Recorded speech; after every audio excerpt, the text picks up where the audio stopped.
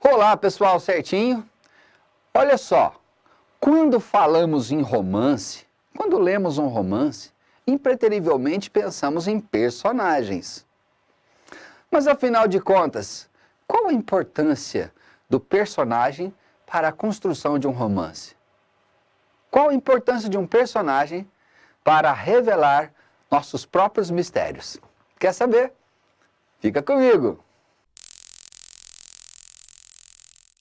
Olá, meus queridos. Conforme mencionei, qual a função de um personagem na estrutura de um romance? Para isso, vamos recordar uma coisinha básica para a leitura dos romances de ficção. Nossa, quanta coisa na minha cabeça! O que é um romance? O que é ficção? E quais os elementos dessa prosa, desse modo de contar histórias? Meus queridos, nós sabemos que quando falamos em personagem, pensamos em enredo, quando falamos em enredo, pensamos em personagens, um está ligado ao outro. Na verdade, o enredo é a história contada por meio de um personagem, ou de vários personagens. Quem nunca se identificou com um personagem das obras literárias, particularmente das obras literárias brasileiras? Quem nunca conseguiu enxergar, às vezes, não você próprio, mas às vezes você enxergou um problema por meio de um personagem? Quanto um personagem pode nos revelar, certo? Primeiro ponto, quais são os elementos da prosa? Uma prosa, uma narrativa, uma história. Aquela historinha contada em parágrafos que nós costumamos ler nas obras literárias, uma prosa ela é feita de um enredo, que é uma sequência de ações. Este enredo precisa ser concretizado por meio das personagens. Então eu tenho o próprio enredo, eu tenho as personagens. Alguém te conta isso, tem a figura de um narrador, certo? Todas essas ações contadas por um narrador, elas se passam em um determinado ambiente, em um determinado tempo, e são pautadas por um certo tipo de discurso. Então nós temos vários elementos aí: enredo, personagem, narrador, espaço, o tempo, o tipo de discurso que é escolhido. Mas hoje vamos focar no personagem. Meu querido, esse tipo de interpretação o ajudará profundamente para compreender muitos tipos de questões. Hoje nós temos, na área de linguagens, na área de humanas, enunciados continentais, grandiosos. E para aqueles que não são afeiçoados ao processo de percepção, torna-se mais complicado, aumenta-se o trabalho de compreensão quando eu tenho aquele textão, não é isso? Portanto, hoje, o personagem do romance. Primeiro que romance é uma nomenclatura relativamente recente, tá? Romance moderno. Né? O romance tendencia a mimetizar, a copiar a nossa vida. Ou ainda, por meio das suas personagens e ações por ele concretizadas, nós podemos tomar o quê? Uma dimensão da verdadeira essência humana, ou uma verdadeira consciência da sociedade. A fabulação, muitas vezes, nos carrega para uma compreensão de nós mesmos e dos fatos que nos circundam. Bom, eu fiz um esqueminha interessante, pautando aí sobre o personagem, quais são os principais tipos, para te ajudar. Portanto, acompanhe comigo, por gentileza. Vamos lá. A personagem, um ser fictício que nos revela a certeza. Antônio Cândido nos ensina que a arte é a possibilidade de certeza. Vamos ver por quê. a personagem. Meus queridos, nós sabemos que personagem tem uma menção aí com a palavra persona, que vem de máscara, né? Máscaras. Geralmente eu estou mascarado, eu estou ocultando minha verdadeira identidade. Ou talvez revelando-a. O que você acha?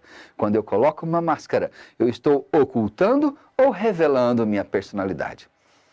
Partamos do princípio de que a estrutura de um romance, ela está alicerçada nestes principais elementos. Você observa o personagem, o enredo e a ideia. Quando eu falo em ideia, é o significado que as ações desse personagem provocam em nós. Estes elementos principais devem estar muito bem concatenados para que o romance tenha um significado do ponto de vista estético e também do ponto de vista, digamos, humanizador. Portanto, vamos deixar claro que dos elementos principais na construção de um romance, eu tenho ali a figura do personagem que não funciona sozinho. Vamos lembrar que, apesar de ser aquele que mais aparece, aquele que talvez seja o mais lembrado, ele não funciona sem a presença de um bom enredo e de um significado em torno dele. Isso quer dizer que a principal ferramenta para a construção de um romance é justamente a sua estrutura, a ligação entre estes elementos. Vejamos, meus queridos, que é bom lembrar que o personagem ele é um ser fictício. Nossa, o crítico Antônio Cândido considera essa fala até paradoxal. Como pode ser um ser e ao mesmo tempo ser fictício? Vamos compreender que ficção é algo inexistente, né? Uma mentira, não é? Uma ilusão, uma quimera. Sim, mas uma representação é a palavra que utilizaremos. O romance é construído a partir de uma relação entre um ser vivo e um ser fictício. Por isso, que fique bem claro, o romance é construído pela relação entre um ser vivo e um ser fictício. Ser vivo, eu. Ser fictício, o personagem. Digamos, então, que o personagem seria a concretização desse ser fictício. É o meio pelo qual esse ser fictício passa a existir em nossas mentes. Beleza? Então, a estrutura do romance passa por essa relação. Lembre-se, personagem é um ser de ficção. Ok, esse personagem, ele consegue conversar conosco por meio das nossas percepções.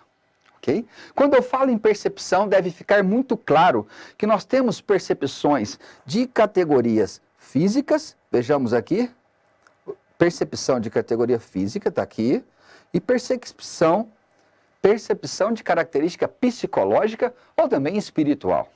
O que se entende por uma percepção física? O domínio finito e aquilo que está relacionado à superfície do corpo. Quando, por exemplo, eu estou descrevendo um personagem, como ele é fisicamente. Aquilo que é perceptível aos nossos sentidos. Essa é a dominação física. Já a psicológica, isso o romance é muito especial, porque ele nos consegue dimensionar também os pensamentos, os comportamentos subjetivos das personagens. Quanto a esta percepção psicológica, podemos destacar que estão num domínio infinito e na qual a natureza torna-se oculta à exploração de qualquer sentido. Esta natureza psicológica que nós buscaremos com a prática de leitura, ok? Meus queridos, quando falamos em personagens, é interessante, com base nessa percepção que acabei de mostrar, destacarmos formas de classificá-los. Nós chamamos personagens, por exemplo, personagens de costumes, e também podemos classificar como personagens de natureza. Então, duas classificações. Primeira, personagens de costumes ou personagens de natureza. Às vezes isso é transcrito de uma outra maneira, até porque os personagens de costume são aqueles que são orientados e vistos pelo seu aspecto físico apenas, vistos de fora. Por isso está ali. São consideradas personagens planas. Isso é uma classificação atribuída também a esses de costumes. E nele estão inseridos também as caricaturas, os personagens tipos. Veja, por exemplo, quando eu pego o Leonardinho de Memórias de um Sargento de Milícias, Manuel Antônio de Almeida. São personagens caricaturais, né? Na própria obra Curtiço nós encontramos alguns. Essas personagens são aquelas que não nos surpreendem tanto. Elas não são muito complexas. Elas, do começo ao fim da obra, elas procuram manter uma estabilidade em suas ações. O contrário, quando o personagem nos surpreende, você não acredito que foi ele, não acredito que teve esse pensamento, ou pelo menos nos causa dúvidas. Aí sim eu falo de um personagem de natureza. Só aqueles vistos de dentro, né? Aqueles avaliados pelo seu modo íntimo de ser, são chamadas personagens esféricas por serem mais complexas.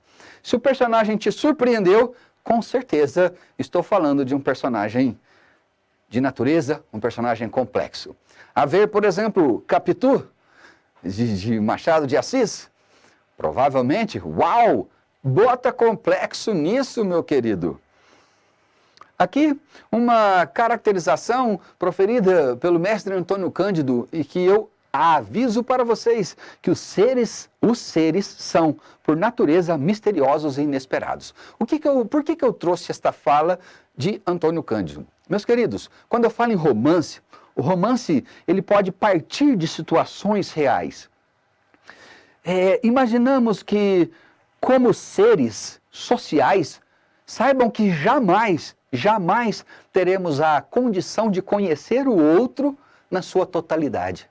Nós somos incapazes de conhecer totalmente o jeito que o outro é. Portanto, podemos afirmar que somos seres fragmentados. Jamais conheceremos uma pessoa totalmente. Conhecemos fragmentos dela. Até porque a pessoa muda. A pessoa toma ações de acordo com o meio também.